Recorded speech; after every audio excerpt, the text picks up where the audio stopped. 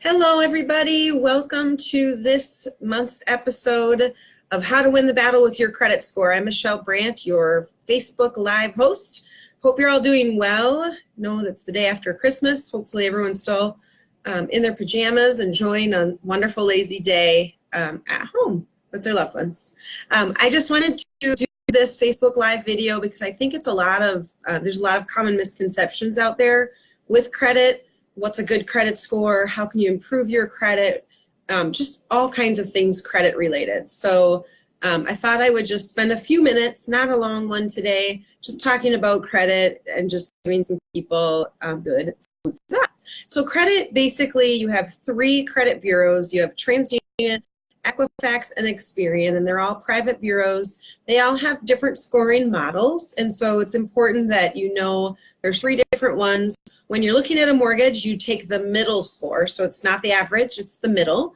And we do that because sometimes there are variations of the score that would create a report incorrectly. So that just kind of allows us to be as general as we can, or as, I guess I would say, as accurate as we can with regards to the credit score. So TransUnion, Experian, Equifax, a mortgage inquiry will pull all three bureaus into the middle score. If there are two people on the loan application, we will take the lower of the two middle scores.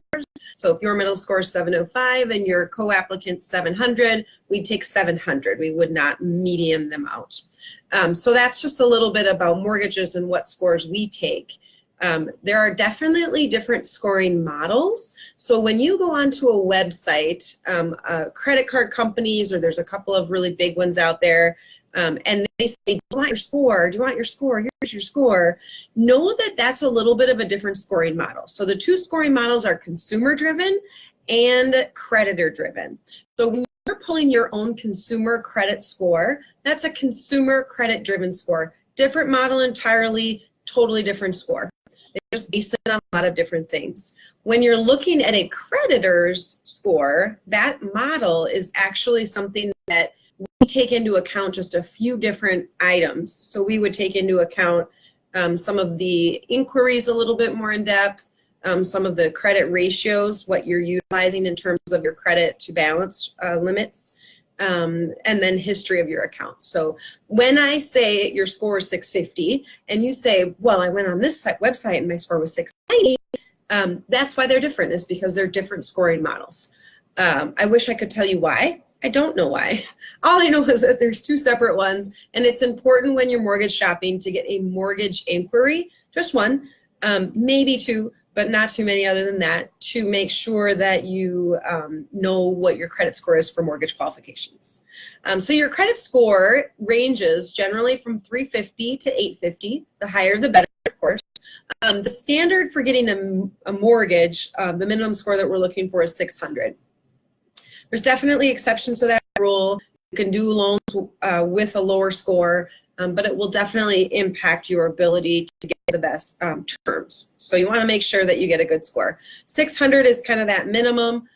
Anything over 700, really 720, will get you the very, very interest rate, program, fees, down payment, all of the above that money can buy. So the higher the credit score, the better. But once you obtain that 700 or 720, really, you're going to get the best of everything. So when I do a pre-approval and we look at your credit report, I educate you on things that you can do to improve your credit, such as some people can simply just pay down a credit card by a couple $100, and that would give them maybe 30 or 40 points that would get them into a better position for a good credit score, for a good interest rate. So it's important when you're looking at home buying to do your credit pull with a mortgage lender as soon as you can in the process, because then that gives you time and resources to get that credit score in a really good spot in order to get the best interest rate.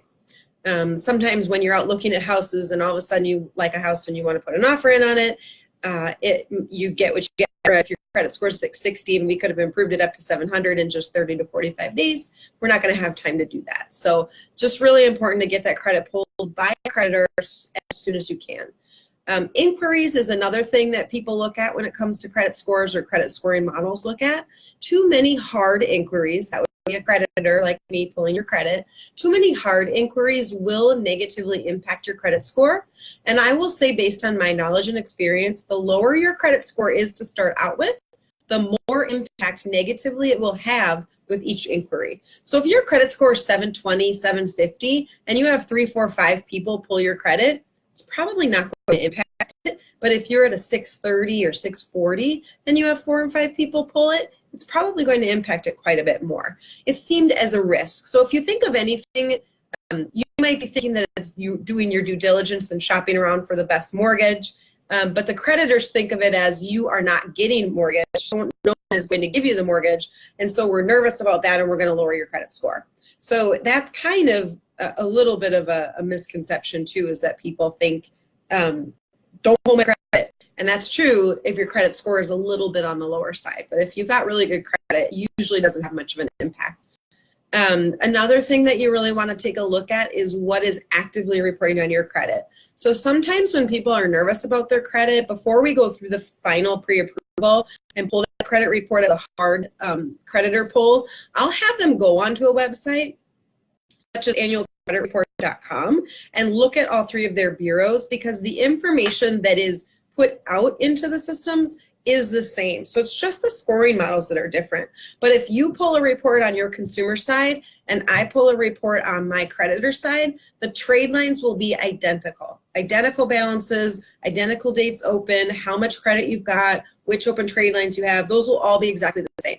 So sometimes if we're trying to time it and we want to make sure that we do our best with the pull, we'll look at that consumer model first and we'll see how that looks and what I think your credit score would be as a result of that. So that's just a way that you can try and help minimize some of those hard inquiries.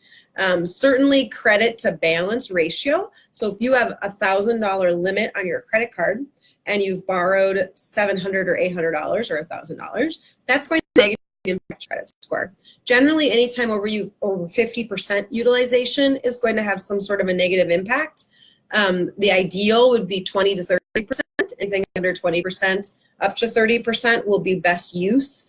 You don't necessarily have to carry a balance in order to get your credit to work well for you. But I would say if you definitely utilize the card to that 20 or 30% at the most, and then when you get that statement, pay it off if you can. So you don't want, what I see people do when they're trying to build their credit is I see people going and getting a card and then charging their 20 or 30%, which is great. And then that night they go online and pay it off.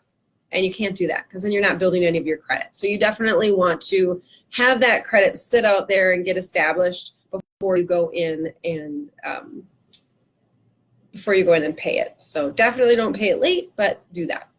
The biggest thing also is to not miss a payment. So a lot of people think if you're one day late, you just screwed up your credit. Generally, you have 30 days late to miss that payment before it hits your credit. I know in mortgages you do. So if your mortgage payments due January 1st, you have until February 1st or January 31st to make that payment in order to avoid any late penalties or late credit activity. You'd have a penalty, but you wouldn't have any credit late activity. So you want to make sure that you pay on time. I would say when we're looking at people that are reestablishing their credit or wanting some easy tips and tricks, number one is make sure you do not miss payments no matter what. I'm going to say, I probably shouldn't say, but I'm going to say miss your utility payments before you miss anything that would report on your credit, because that will negatively impact you less. Make those utility payments, you don't want your stuff shut off, but those don't impact your credit. So making credit card payments, installment loans like car loans, boat loans, student loans, mortgages, lines of credit, anything that reports on your credit, make sure that you make on time. Number one, don't miss payments. Number two is probably keeping those utilization limits to that 20 to 30%. Sometimes I'll even see people that'll make the mistake of just having one credit card with a really big, nice, sizable limit, but then they've maxed it out because it's the only one they use. So maybe have 2 or 3 credit cards that utilize that 20 or 30% balance. Don't do one that's 80%. It's not bad to have more than one credit card as long as you can manage that responsibly. I have 3 credit cards I use, and I just charge no more than 20 to 30% on each one. I pay them off every month, and then I know that my credit is going to be in a good spot. So also allowing yourself to have a little bit more available credit. If you had 3 or 4 as opposed to 1 credit card that's open, that's looked at as responsible in the creditor's eyes, and that will increase your score. So having a few credit cards is good. Keeping them at that 20 to 30% is better, and paying them off in full each month does not have an impact on your credit score, good or bad. So just kind of know that. Oh, let me think what else. Inquiries certainly does have an impact on your credit score. We kind of touched on that already, the hard inquiries. You could go in and pull your consumer credit score 365 days a year, a month, a day. You know what I mean. It will not have an impact on your score. You could pull your report every single day, check on it, look at it, review it, pay for any of those services, whatever you want to do, no impact. When people like me or car loans or banks, people like that, pull your credit, that's when it has an impact. So that's what you want to be careful of. If you don't know if someone's pulling your credit or not, do not give them your social security number. Your social is going to get your credit pulled almost inevitably. Some people will go shopping for a car, and car people will just be like, well, just here, fill this out really quick. We're not going to do anything with it. Once you put your social on that application, probably a guarantee that they're going to pull your credit. And on the car loans I've seen in my experience, they shop around and they pull credit on 5 or 6 or 7 different places at a time, which does negatively impact you each and every time. So some people, when they go buy a car, have all these inquiries, and that can negatively impact your score. So just kind of be careful with that kind of stuff to make sure that you're being really, really cautious of who you're giving that social security number out to.